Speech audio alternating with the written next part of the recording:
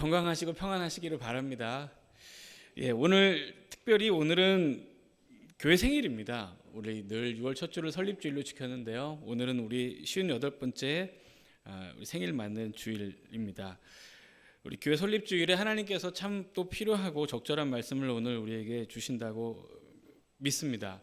오늘도 하나님의 말씀을 잘 새겨 듣고 하나님의 나라와 주의 몸된 교회를 위해 힘쓰고 애쓰고 충성하며 귀하게 쓰임받는 저와 여러분들 또 우리 한남교회 될 수 있기를 예수님의 이름으로 축원합니다. 오늘 우리가 함께 읽은 본문은 이제 에베소서 4장인데요. 자, 에베소서 그동안에 이제 우리가 함께 쭉 나눴던 1장부터 3장까지의 내용이 다소 개념적인 내용들이었습니다. 그 개념적인 내용들을 설명하면서 성도들이 하나님 앞에서 가지게 된 새로운 정체성에 대해서 사도 바울은 잘 알려주었죠. 그리고 이제부터 보게 될 4장부터 6장의 내용은 실제로 성도라는 정체성을 새롭게 얻은 성도들이 그에 합당한 삶을 어떻게 살아갈 것인가에 대한 구체적이고 실천적인 가르침이 잘 기록이 되어 있습니다. 그러니까 1절에서 3장의 내용이 이론편이라면 4장에서 6장의 내용은 실천편이라고도 할 수 있을 것 같아요. 자, 그런 의미에서 오늘 본문이 이렇게 시작하죠. 4장 1절을 보면 그러므로 이렇게 시작합니다. 그러므로. 그 다음 내용은 조금 이따가 또 볼게요. 자, 이 그러므로라는 추론적인 의미의 접속사로 시작을 하는데 이 그러므로라는 이 말 속에는 1장에서 3장까지 기록된 모든 이야기들을 다 포함하고 있습니다.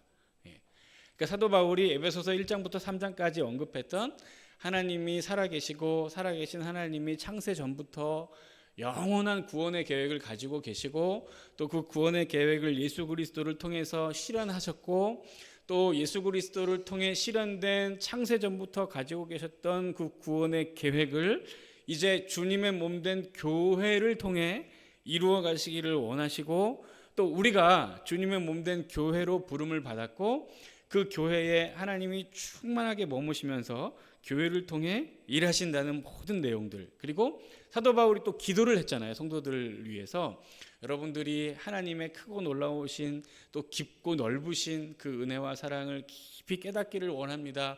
그 기도의 내용까지 이 그러므로라는 말이 다 담아내고 있습니다. 그러니까 하나님이 이런 분이시고 교회가 이러한 존재이고 우리가 부름받은 성도의 정체성이 이러하니 그러므로 우리 이렇게 삽시다 하는 내용이 이제 4장부터 잘 기록이 되어 있다는 것입니다. 자, 그러면 우리 본격적으로 4장의 내용으로 들어가 볼 건데요.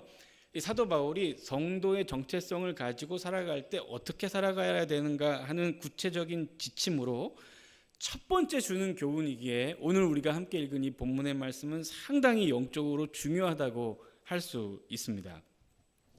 자, 사도 바울이 먼저 본격적인 권면의 내용을 하기 전에 이렇게 이야기를 합니다. 4장 1절을 다시 보면 그러므로 주 안에서 갇힌 내가 너희를 권한다 이렇게 말을 하고 있죠. 자, 사도 바울이 지금 감옥에 갇혀 있습니다. 그런데 사도 바울은 주 안에서 갇혀 있다 이렇게 얘기합니다.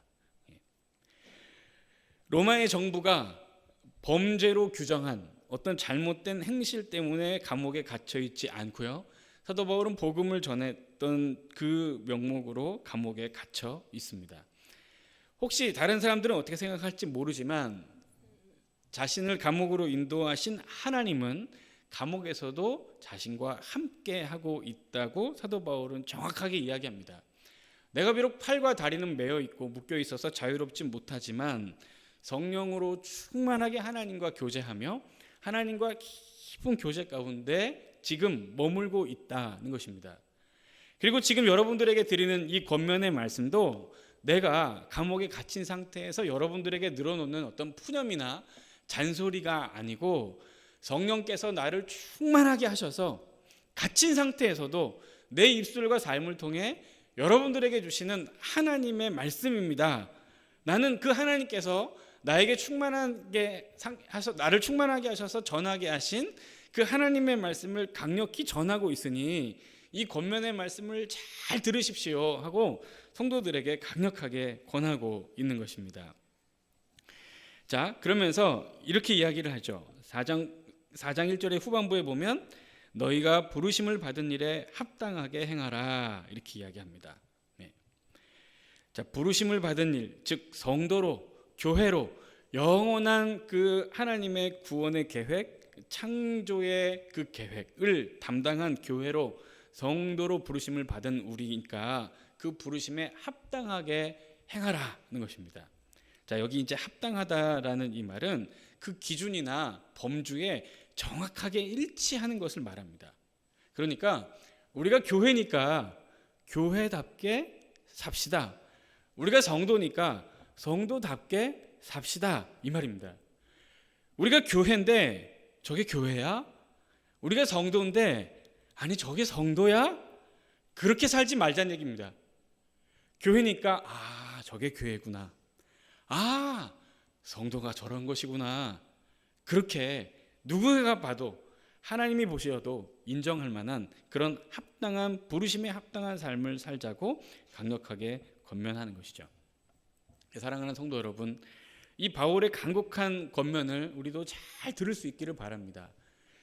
이 바울의 권면은 2000년 전에 에베소 교회와 성도들에게 주신 하나님의 말씀이지만 2000년이 지난 저와 여러분들 그리고 우리 한남교회에 주시는 하나님의 말씀이라고 믿습니다.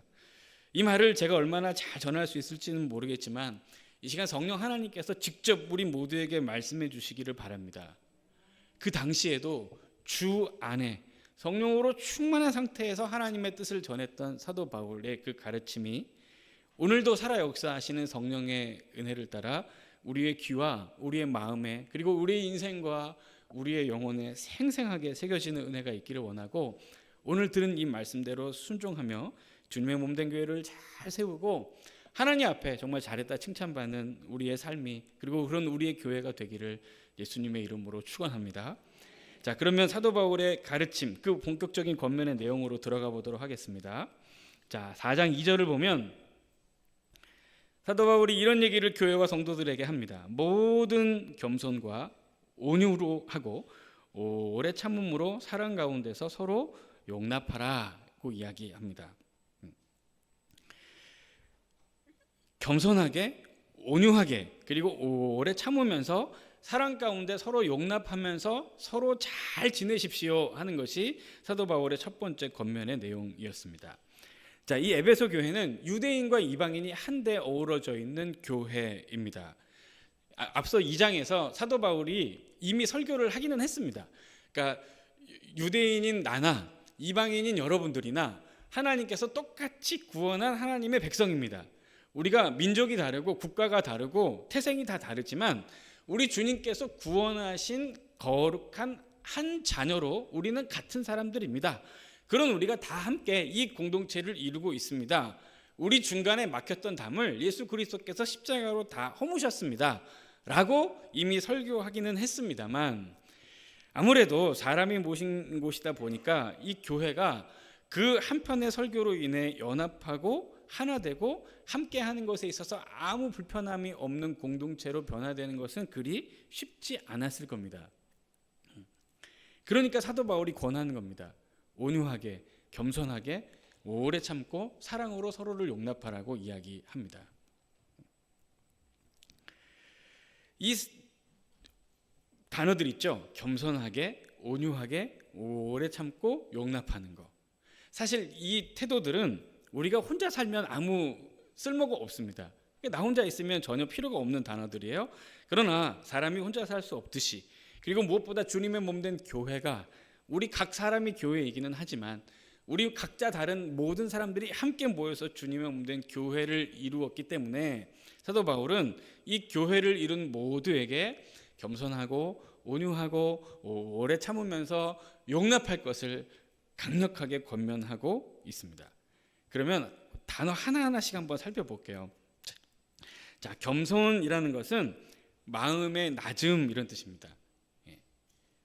이 고대 로마 사회에서 겸손이라는 단어는 항상 패배자들에게 쓰던 것이었습니다. 항상 승리자들, 가진 자들, 권세 있는 사람들, 돈 많은 사람들, 힘 있는 자들은 이 단어를 사용하지 않았습니다. 세상은 가장 높은 황제의 권력 그리고 그가 가진 돈과 힘으로 다스려지나 주님께서 세우신 주님의 몸된 교회, 그리고 로마 제국의 차원을 넘어 우리 하나님께서 다스리시는 하나님의 나라는 하나님께서 보여주신 겸손과 사랑으로 섬겨가는 나라, 그런 나라입니다. 그러니 주님의 그 겸손을 성도들도 잘 본받으라고 이야기하는 것입니다. 이 겸손은 낮은 마음입니다. 마음을 낮게 하는 것이죠. 마음이 낮으니까 괜찮아요. 뭐가 괜찮냐면 내가 받아들여지고 내가 인정되지 않아도 괜찮은 거예요. 왜냐하면 나는 낮으니까. 내가 높으면 문제죠. 내가 잘났으면 문제입니다. 아니 내가 높은데, 아니 내가 잘났는데 내 말을 안 들어? 아니 내가 높은데, 내가 제일 잘났는데 내 생각대로 안 돼? 이러면 큰 문제가 되죠. 그러나 겸손은 그런 것이 아닙니다. 마음의 낮아짐이죠. 그러니까 괜찮아요.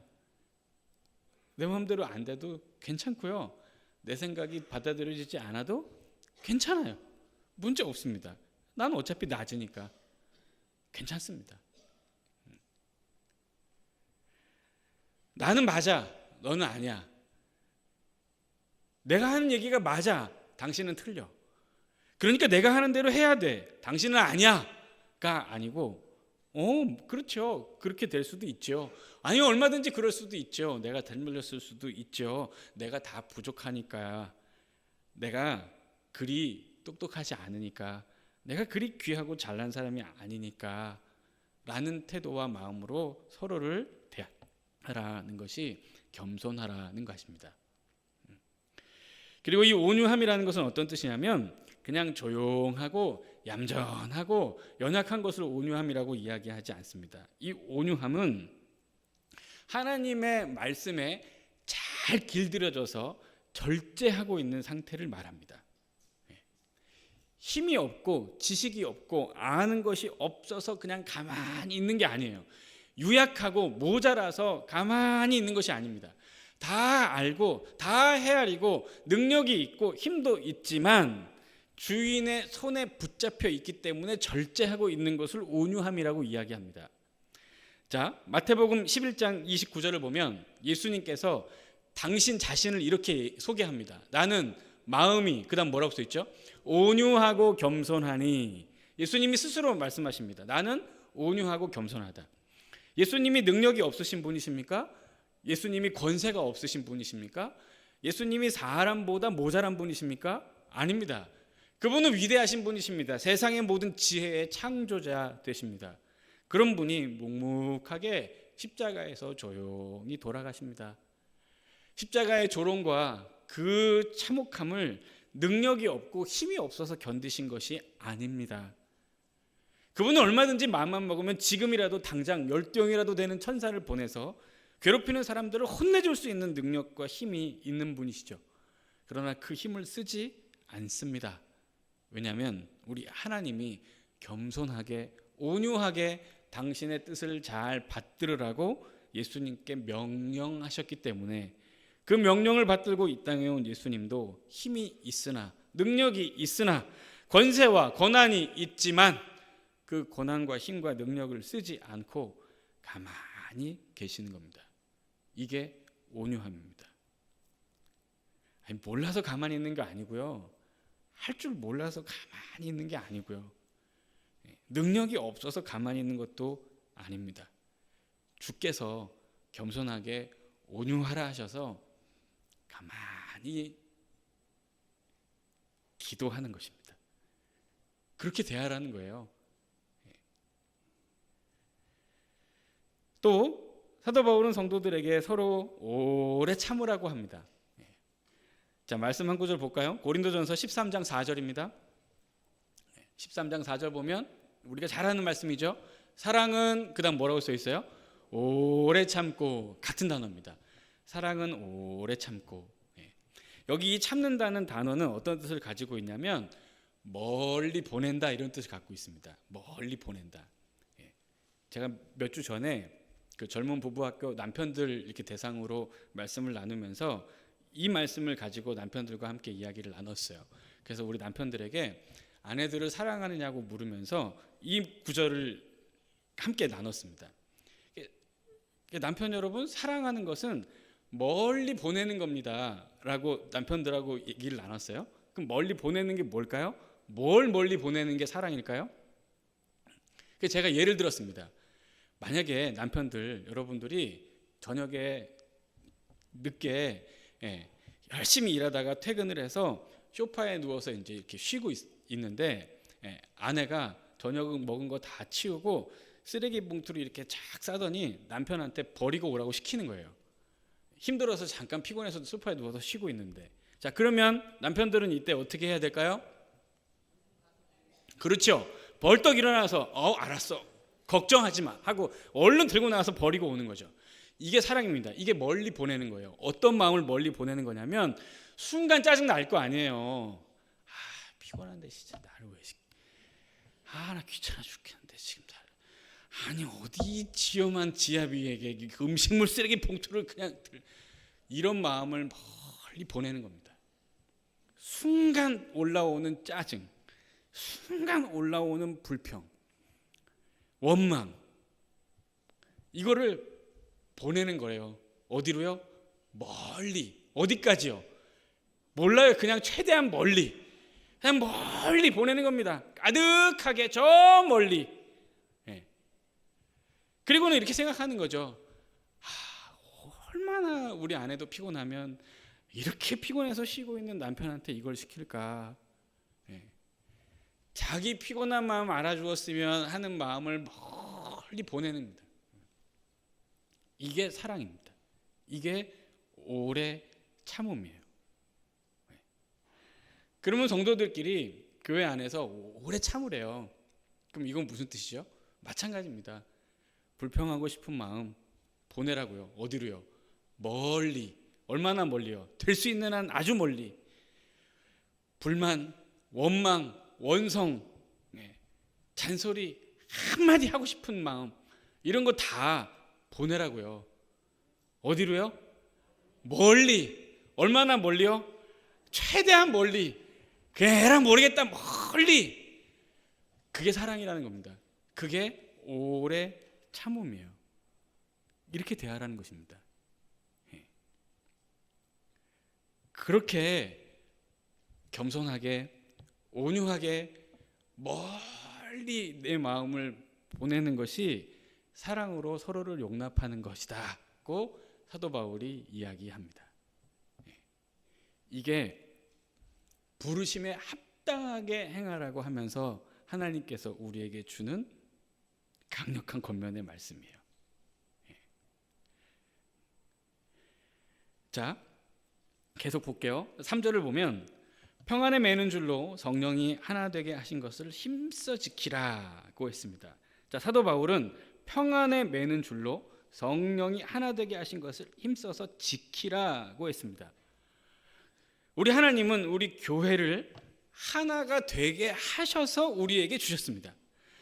뿔뿔이 갈라진 상태로 우리에게 주고 이것을 어떻게든지 맞춰라고 이야기하시지 않았고요. 하나 된 상태로 깨끗하게 아름답게 온전한 상태로 우리에게 주셨습니다. 그래서 이 상태를 그대로 잘 보존하도록 우리에게 명령하신 것입니다. 그래서 이것을 지키기 위해서 하나님이 저 하늘로부터 부어주시는 하늘의 그 평안, 아무 분쟁이나 갈등이 없고 오히려 화목하고 행복한 그 상태를 교회에 계속 유지하라고 우리에게 허락하시는 것입니다. 그렇게 교회의 하나됨과 연합을 위해 주님이 주시는 그 마음, 평안과 그 기쁨으로 단단히 떨어져 나가지 않도록 모든 성도들이 굳건하게 매라는 것이 사도 바울의 권면입니다. 자, 예를 들어서 설명을 한번 해볼까요? 감사하게도 우리는 새벽마다 고린도전서의 말씀을 묵상하고 있습니다. 이 고린도전서의 말씀도 맥락이 비슷해요. 사도 바울이 고린도 교회와 성도들을 향해 주는 교훈인데, 그 당시 사도 바울이 고린도 교회에게 편지를 써서 보낼 때 고린도 교회에 심각한 문제가 있었습니다. 자, 고린도 교회에 어떤 문제가 있었냐면 고린도전서 1장 10절에서 12절을 볼게요. 자, 12절을 보면 형제들과 내가 우리 주 예수 그리스도의 이름으로 너희를 권하노니 모두가 같은 말을 하고 너희 가운데 분쟁이 없이 같은 마음과 같은 뜻으로 온전히 합하라. 내 형제들아, 근로의 지편으로 너희에 대한 말이 내게 들리니 곧 너희 가운데 분쟁이 있다는 것이라. 내가 이것을 말하거니와 너희가 각각 이르되 나는 바울에게, 나는 아볼로에게, 나는 게바에게, 나는 그리스도에게 속한 자라 한다는 것이니 했습니다. 이게 고린도 교회가 그 당시 가지고 있었던 문제였어요. 그러니까 고린도 교회 성도들끼리 서로 나는 교회를 개척한 사도 바울이 좋아, 나는 그 사람의 가르침이 좋아, 아니야 나는 주일에 설교를 잘하는 아볼로가 좋아, 에이 무슨 바울 무슨 아볼로, 교회는 무조건 예수님이지, 나는 사람들 주목하지 않아, 나는 예수님. 그 와중에 또 이렇게 고상한 분이 계신 거죠. 그러니까 바울파, 아볼로파, 예수님파 이렇게 갈라진 거예요. 근데 이들이 갈라진 그 이면에는 무엇이 있냐면 이 교회의 지도자들의 이름을 걸고 자기들의 영향력을 결국 드러내고 싶은 것입니다. 아니 그때 사도 바울이 그렇게 얘기했잖아. 아니 아볼로는 그렇게 얘기 안 했어, 이렇게 얘기했어. 나는 그 의견에 동의해. 아니 이 사람아, 바울도 아니고 아볼로도 아니고 성경 예수님의 말씀을 들어야지. 결국 다 자기 얘기하고 있는 거예요. 사도 바울 이야기하면서 내 얘기, 아볼로 얘기하면서 내 얘기, 예수님 얘기하면서 내 얘기 하는 거죠. 결국 나의 영향력을 교회 내에서 확장하고 키우고 싶은 욕망이 이들 가운데 분열로 나타난 것입니다. 자, 그때 사도 바울이 교회에 이런 가르침을 줍니다. 고린도전서 4장 1절을 보면 사람이 마땅히 우리를 그리스도의 일꾼이요 하나님의 비밀을 맡은 자로 여길지어다. 자, 여기 사람이 마땅히 우리를 그리스도의 일꾼이요라고 할 때 이 일꾼이라는 단어가 어떤 뜻이냐면 하인, 조수, 보조자 이런 뜻입니다. 그러니까 사도 바울이 자신도 물론이거니와 교회를 위해 수고했던 아볼로도 마찬가지고 우리를 그리스도의 일꾼으로 여겨라 이렇게 이야기를 하고 있다는 거예요. 일꾼이 뭔데요? 조수요, 조수. 하인, 심부름꾼, 보조자요. 주인공이 아니고 주역이 아니고 힘 있는 사람이 아니고 권세자가 아니고 명령자도 아니고 결정권자도 아니고 시키는 대로 하는 그냥 하인, 보조자에 불과하다는 겁니다. 누가요? 이들이 전면에 내세우고 있는 나, 바울도 아볼로도 다 하인에 불과하다. 주인의 명령을 따르는 조수에 불과하다는 것입니다. 당신들이 우리의 이름 뒤에 숨어서 이야기를 하고 있지만 정작 당신들이 앞으로 내세우고 있는 우리는 스스로를 하인이라고 여기고 있고 보조자로 여기고 있는데, 아니 여러분들은 지금 뭐 하는 겁니까? 우리는 그냥 하인들입니다. 우리는 그냥 조수들이에요. 우리 아무것도 아닙니다. 우리 그냥 하나님이 시키는 대로 하는 사람들일 뿐입니다. 그리고 겸손과 온유함과 오래 참음의 모범을 성도들에게 보여주었던 겁니다. 아니 바울도 아볼로도 다 사람이니까 짜증도 났겠죠. 신경질도 났겠죠. 불평도 생겼겠죠. 원망도 됐겠죠. 뭐 이러나 하고 탄식도 생겼겠죠. 그러나 그들은 자신의 감정이나 마음을 주장하지 않았습니다. 뭔 자기 주장을 합니까? 하인이 시키는 대로 하면 되는 거죠. 스스로 우리는 그냥 하인이에요. 우리는 그냥 시키는 대로 하는 사람입니다. 아무것도 아니에요. 라고 교회를 섬겼지 않습니까? 우리가 교회 섬겼던 그때 우리의 모습을 기억해 보세요, 여러분. 그러니까 바울판이 아볼로판이 그런 얘기 하지 마시고 서로 겸손하게 온유하게 오래 참으면서 한마음 한뜻이 되십시오 하고 고린도 교회를 향해서 권면했던 겁니다. 그러니까 고린도 교회도 이렇게 권면을 한 이유는 뭐냐면 하나님이 교회를 하나 된 상태로 아름답게 만들어서 우리에게 주셨기 때문에 그래요. 힘써서 하나를 만들어 가라는 게 아닙니다. 최선을 다해 노력하면서 갈라진 공동체를 다시 하나로 만들어 가라는 게 아니에요. 하나의 모습으로 깨진 것 하나 없이 실금 하나 간 것 없이 깨끗하고 온전한 그 상태 그대로 우리에게 주신 이 교회의 이 원형, 이 창조의 아름다운 이 모습을 우리로 하여금 잘 지켜가라는 것입니다. 사랑하는 성도 여러분, 우리 교회가 벌써 58년입니다. 저는 57년째 되는 해에 우리 교회에 오게 됐습니다.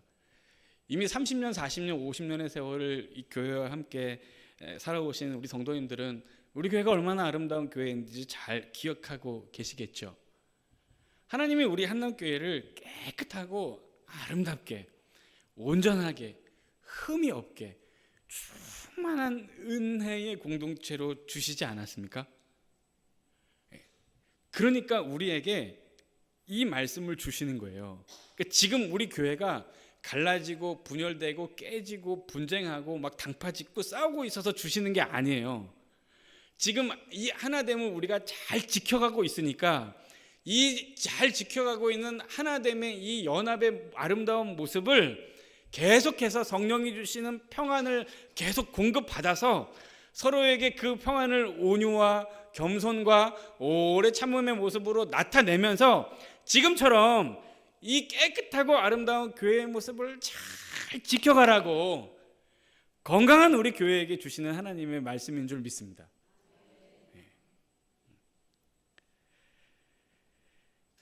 자, 이 교회를 깨끗하고 건강하게 하나의 모습 그대로 지켜가야 할 분명한 이유를 사도 바울이 이렇게 이야기를 합니다.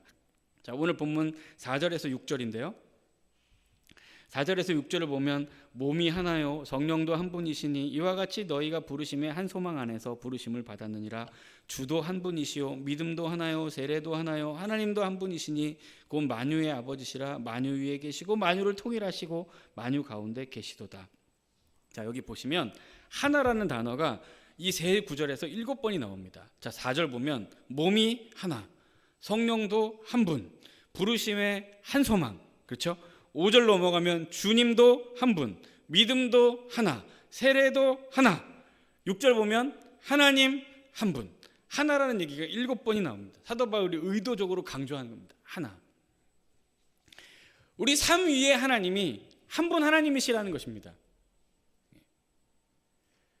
우리가 믿는 주님도 오직 한 분이시고 다른 신이 따로 없습니다. 하늘에 계신 저 하나님, 창조의 주인이신 하나님 그 한 분이세요. 믿음도 하나입니다. 다른 믿음이 없어요. 오직 그분을 향한 믿음 딱 하나 동일합니다. 심지어 세례도 하나입니다. 세례를 받은 교회가 다르고 세례를 베푼 목사님은 다를 수 있지만 다 예수 그리스도를 믿는 믿음이 있기 때문에 세례 받은 거 아닙니까? 그러니까 이 세례는 뭐 바울파, 아볼로파를 가를 수 있는 기준이 되는 게 아니고 예수를 다 같이 믿는구나 하고 연합시킬 수 있는 능력이 되는 거죠. 그러니까 몸도 하나, 성령도 하나, 부르심의 소망도 하나, 주님도 한 분, 믿음도 하나, 세례도 하나, 이 모든 것을 다 허락해 주신 삼위의 하나님이 성부, 성자, 성령이 한 분, 모든 것이 하나라는 겁니다. 그러니까 이 하나님, 이 천지 만물의 주인, 만유의 주시오 만유의 주인 되시고 만유 가운데 만유를 통일하셔서 그 만유 가운데 이 교회를 세우신 교회의 주님이 한 분이신데 한 분이신 하나님이 세운 교회가 어떻게 하나가 아닐 수 있느냐고 우리에게 반문하는 겁니다. 그러니까 한 분이신 하나님이 거룩한 교회를 하나의 아름다운 공동체로 우리에게 주셨으니까 그 한 분 하나님의 뜻을 따라 우리에게 주신 이 하나의 아름다운 모습을 잘 지켜가라고, 그러려면 온유하고 겸손하고 오래 참으면서 서로 용납하는 것이라고, 그게 성도의 마땅한 삶이라고, 그것이 하나님이 세우신 교회의 올바른 모습이라고 사도 바울이 우리에게 강력하게 이야기하고 있는 것입니다. 사랑하는 성도 여러분, 우리 하나님께서 우리 교회의 하나됨을 힘써 지키라고 이야기하면서 우리에게 권면과 명령만 하지 않으십니다. 그분은 우리가 이 귀한 부르심을 잘 감당하며 살아갈 수 있도록 우리를 위해 기도하시고 또 우리 교회를 위해서도 힘써서 기도하십니다. 예수님이 우리와 우리 교회를 위해 어떻게 기도하시는가, 그 기도의 내용을 한번 볼까요? 자, 요한복음 17장 11절을 한번 보겠습니다. 예수님이 십자가를 지시기 전에 마지막으로 기도하신 기도의 내용입니다. 나는 세상에 더 있지 아니하오나 그들은 세상에 있사옵고 나는 아버지께로 가옵나니 거룩하신 아버지여 내게 주신 아버지의 이름으로 그들을 보존하사 우리와 같이 그들도 그다음 뭐라고 써 있죠? 하나가 되게 하옵소서. 주님의 기도입니다. 계속 볼까요? 21절 아버지여 아버지께서 내 안에 내가 아버지 안에 있는 것 같이 그들도 다 하나가 되어 우리 안에 있게 하사 세상으로 아버지께서 나를 보내신 것을 믿게 하옵소서. 계속 볼게요. 22절 내게 주신 영광을 내가 그들에게 주었사오니 이는 우리가 하나가 된 것 같이 그들도 하나가 되게 하려 함이니이다. 마지막 23절 곧 내가 그들 안에 있고 아버지께서 내 안에 계시어 그들로 온전함을 이루어 하나가 되게 하려 함은 아버지께서 나를 보내신 것과 또 나를 사랑하심 같이 그들도 사랑하신 것을 세상으로 알게 하려 함이로소이다. 아멘. 우리 예수님이 땀방울이 핏방울이 되도록 죽을 힘을 다해서 기도하셨거든요. 십자가 지시기 전에. 뭐라고 기도하셨냐면 아버지 나는 이제 십자가를 지고 당신 곁으로 가는데 남아있는 이 교회들 주님 하나가 되게 해주십시오. 아버지와 내가 하나이듯 저들도 하나가 되게 하셔서 하나의 모습으로 이 세상에 주께서 세우신 귀한 교회를 통해 복음이 전파되는 은혜가 있게 해주십시오. 우리 주님께서 십자가 지시기 전에 땀방울이 핏방울이 되도록 생명을 오고 죽을 힘을 다해 우리를 위해 교회를 위해 기도하셨습니다. 우리 예수 그리스도는 지금도 하나님 우편에서 저와 우리가 섬기는 우리가 사랑하는 주님의 몸된 교회 우리 한남교회를 위해 이렇게 기도하고 계신다고 믿습니다. 또 아울러 여기 계신 모든 사랑하는 우리 성도님들도 다 같은 마음 같은 뜻으로 우리 교회가 한 마음 되고 한 뜻 되고 하나님이 주시는 한 성령의 능력 받아서 복음을 증거하는 귀한 교회로 설 수 있게 해달라고 우리도 또 다 같이 기도하고 있지 않습니까? 우리 하나님께서 예수님이 드리는 그 기도 또 우리 성도들이 한 마음으로 드리는 그 기도에 응답해 주시기를 간절히 기도합니다. 우리가 언젠가 이 땅에 그리스도 예수께서 심판의 주로 재림하시는 날 하나님 앞에 서게 될 것입니다. 그리고 우리에게 잘했다 칭찬하신 하나님은 우리를 영원한 천국으로 인도하실 겁니다. 그 천국은 바울파도 없고 아볼로파도 없고 장로교파도 없고 감리교파도 없습니다. 그냥 하나님 안에서 구원받은 한 자녀들이 한 번 하나님을 섬기는 기쁨으로 충만한 곳일 테죠. 그 천국이 비단 저 하늘나라 영원에만 있지 않습니다. 그 천국은 바로 여기에도 있습니다. 우리 교회죠. 함께 모인 사람들이 우리의 주 대신 홀로 한 분이신 그 하나님을 잘 믿는 믿음으로 서로 겸손하게 대하고 서로 온유하게 대하고 서로 오래 참고 서로 사랑으로 용납하고 이 세상에 그런 공동체가 어디 있습니까? 그런 모임 그런 사람이 있다면 그곳이 천국이 아니겠습니까? 하나님이 이 천국을 우리에게 선물로 주셨습니다. 그곳이 우리 교회입니다. 사랑하는 성도 여러분, 우리 한남교회가 하나님께서 주신 창조의 아름다운 그 깨끗한 하나됨의 원형을 잘 보존하고 서로 이해하고 용납하고 온유하게 겸손하게 오래 참으면서 주님의 몸된 교회를 정말 건강하고 아름답게 잘 세워가는 은혜가 있기를 원합니다. 그래서 정말 이 세상 가운데 예수 그리스도께서 살아계시고 우리 아버지 하나님께서 우리를 사랑하시는 귀한 이 복음의 진리를 모든 사람들에게 증거하고 많은 영혼들을 구원하며 하나님의 나라를 이루는 일에 값지게 쓰임받는 그런 우리 한남교회, 그런 여러분들의 믿음과 삶과 가정과 자녀들 다 되시기를 예수 그리스도의 이름으로 축원합니다. 기도하겠습니다. 하나님 아버지 감사합니다. 부르심에 합당하게 살게 하여 주옵소서. 겸손하게 온유하게 서로를 대하며 주님의 몸된 교회의 평안을 지켜가게 하여 주옵소서. 예수 그리스도의 이름으로 기도드립니다. 아멘.